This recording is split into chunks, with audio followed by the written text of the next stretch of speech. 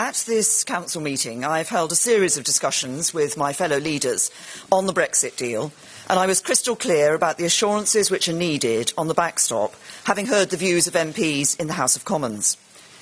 I reiterated that it is in the interests of the EU, as well as the UK, to get this over the line.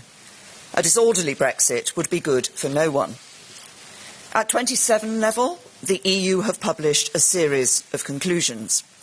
The EU made clear that it is their firm determination to work speedily on a future relationship or alternative arrangements which ensure no hard border by the 31st of December 2020, so that the backstop will not need to be triggered. If the backstop was ever triggered, it would apply only temporarily, and the EU would use its best endeavours to negotiate and conclude expeditiously a subsequent agreement that would replace the backstop. That the EU stands ready to embark on preparations so that negotiations on the future partnership can start as soon as possible. As formal conclusions, these commitments have legal status and therefore should be welcomed. As I've always said, the guaranteed way of avoiding the backstop is to have the future partnership in place by the time the implementation period is over. The EU is very firmly committed to this course. But MPs will require further assurances, and I've discussed that this morning with my EU partners, including Presidents Tusk, Juncker and others. I note that there has been reporting that the EU is not willing to consider any further clarification. The EU is clear, as I am, that if we are going to leave with the deal, this is it. But my discussions with colleagues today have shown that further clarification and discussion following the Council's conclusions is, in fact, possible. There is work still to do, and we will be holding talks in coming days about how to obtain the further assurances that the UK Parliament needs in order to be able to approve the deal. I say again, it is in the overwhelming interest of all our people, in the EU and the UK, to get this done and as quickly as possible.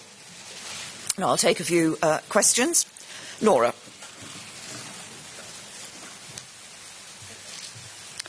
Thank you, Prime Minister. First of all, you looked very angry when you were speaking to Jean-Claude Juncker earlier today. What did you say to him, and did he admit that he had called you nebulous? And secondly, the summit conclusions suggest the EU is not willing to budge, but you appear to be suggesting that they might. Can you tell us more about what they've said to you about their willingness to move? Because if Parliament won't budge and the EU won't budge, is it time for you to budge? Well, first of all, I had a robust discussion with Jean-Claude Juncker. I think that's the sort of discussion you're able to have when you've developed a working relationship and you work well together. What came out of that was his clarity that actually he'd been talking, when he used that particular phrase, he'd been talking about a general level of debate. And indeed, I had further conversations with him through the morning. In relation to the question of the further assurances, as I say, there is work to be done. It's clear that clarification, we can look at this issue of further clarification, and that has been something I've been discussing with a number of EU leaders and with, obviously, as I said, President Tusk and President Juncker. So in the coming days, of course, there's a timetable for us. We will be bringing a vote back to Parliament before the 21st of January. So we will be working expeditiously over the coming days to seek those further assurances that I believe MPs will need. James. Prime Minister, is it your problem here that your fellow leaders simply don't believe you can get this withdrawal agreement through Parliament, whatever they say or do? So why should they move heaven and earth to help you? No, what was very clear from the fellow leaders that I've spoken to is that they want to ensure that this deal can get over the line, and they want to work with the UK to ensure that that is what happens. There's a very clear commitment to the deal, to seeing this as the best way forward, and to working with us in order to achieve that. Now, is Ollie here from the Times? Yes.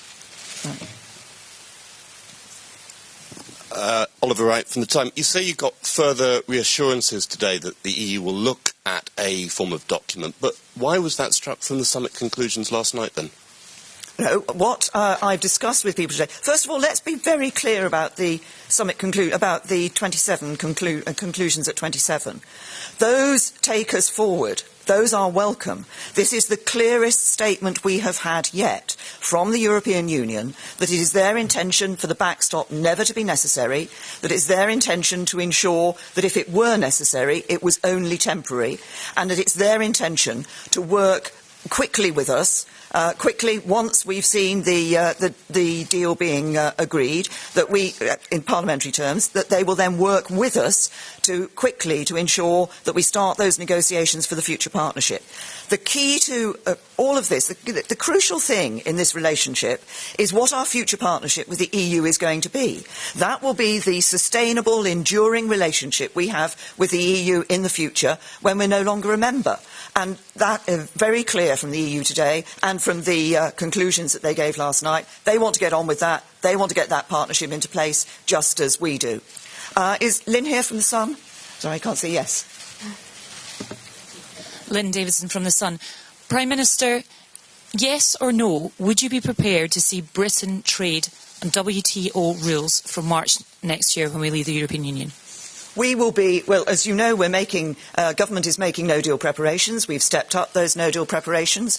We'll be talking further about those no-deal preparations. My position's been very clear. I believe it's better to leave with a deal, with a good deal, and I believe the deal we have is a good deal.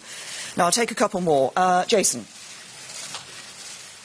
Thank you, Prime Minister. Jason Groves from the Daily Mail. You look like you've had a trying week. What's been worse?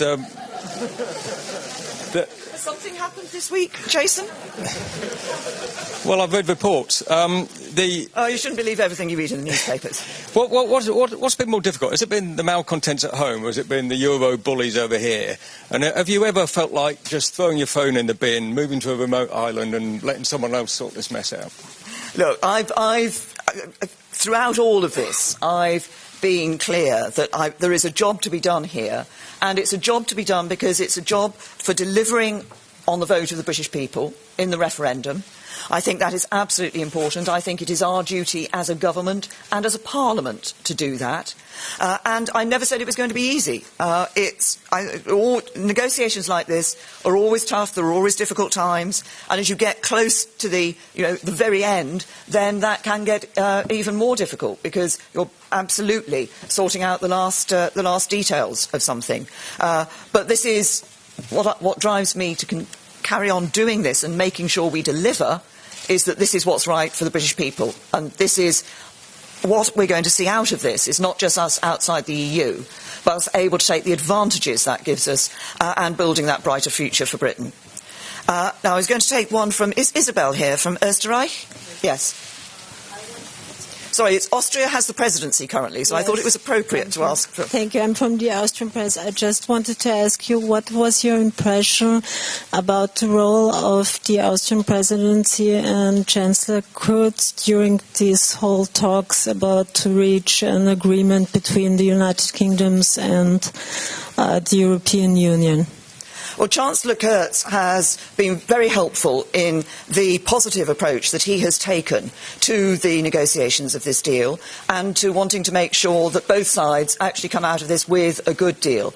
I think he managed the Austrian presidency extremely well. I think it's been a very good presidency. I think we've seen this in the way he's been able to move forward on a number of the dossiers. So, as I say, he has been very positive in the support that he has given to ensuring that we get a good deal, a good presidency. Thank you.